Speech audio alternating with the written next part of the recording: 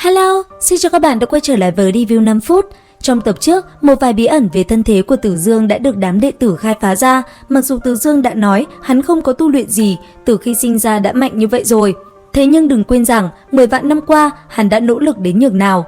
Tuy nhiên, điều làm cho Tử Dương khó hiểu chính là sư phụ hắn lại đang đưa hắn vào thế cờ vô cùng phức tạp.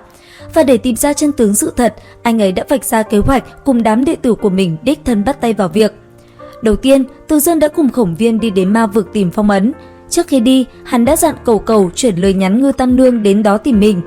Và ngay khi nhận được tin, Tam Nương đã lập tức lên đường. Không bao lâu sau, cô ấy đã đến ngọn núi giáp ranh với ma vực mà lão tổ đã nói. Tuy nhiên lúc này, nàng đã gặp phải rắc rối. Trong rừng rậm xuất hiện một đám người ăn mặc kỳ dị. Đặc biệt là trên mặt đám người này có cái mỏ rất giống chim ưng. Nhìn thấy một cô nương xinh xắn quyến rũ động lòng người chỉ có một mình trong rừng rậm, khiến đám yêu nhân kia không khỏi nổi hứng trêu đùa. Tuy vậy, nằm ngoài dự đoán của bọn chúng, Ngư Tam Nương tỏ ra vô cùng cứng rắn, nàng quyết không thể để đám người này động vào người, cho nên một cuộc chiến liền lập tức diễn ra. Có thể nói, mặc dù Tam Nương là đồ đệ của Tử Dương, được hắn dạy bảo và cung cấp cho rất nhiều dược liệu để có thể chiến đấu vượt cấp, thế nhưng giờ đây trước mặt nàng lại là một đám tu sĩ, cấp thấp nhất cũng đã là nguyên thần sơ kỳ. Bởi vậy, một mình Ngư Tam Nương tuyệt nhiên không phải là đối thủ của đám người này. Cuộc chiến diễn ra chưa được bao lâu thì nàng đã ngã xuống. Thế vậy, một tên háo sắc tiến lại gần, định động chạm lên cơ thể nàng.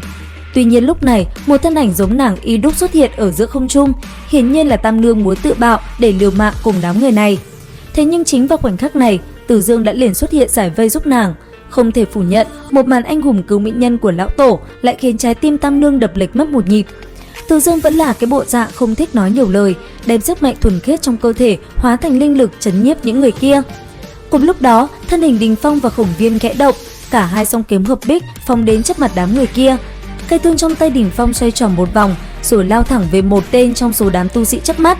Còn Khổng Viên vẫn là phương thức cũ, so với việc đánh đấm tốn sức, nàng chính là dùng độc để đối phó với địch nhân. Đám tu sĩ đầu ưng vừa định đánh tới, bỗng cảm nhận được một cỗ lực lượng vô hình mà cường hãn trước nay chưa từng thấy chế trụ thân thể, khiến bọn chúng không thể cử động được.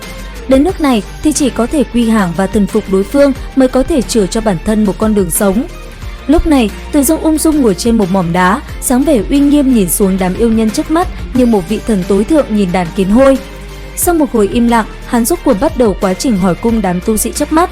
Từ miệng của đám tộc nhân kỳ dị này, Tử Dương biết được bọn chúng chính là sứ giả của Vân Hư Đạo Châu.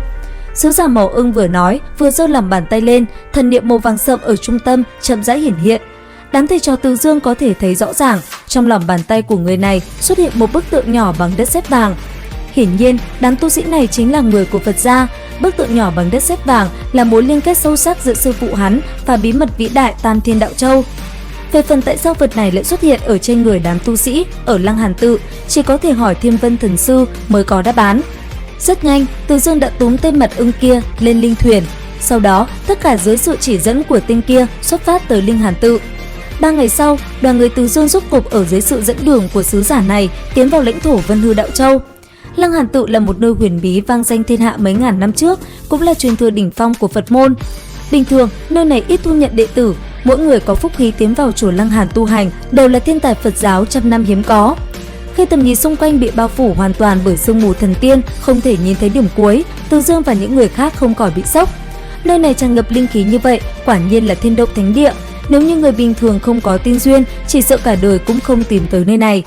Ưng Mỏ Sứ trầm ngâm giới thiệu, không sai, nơi này là một cái đại trận hộ vệ, chỉ có người trong cuộc mới có thể tìm được phương hướng tiến sâu vào bên trong.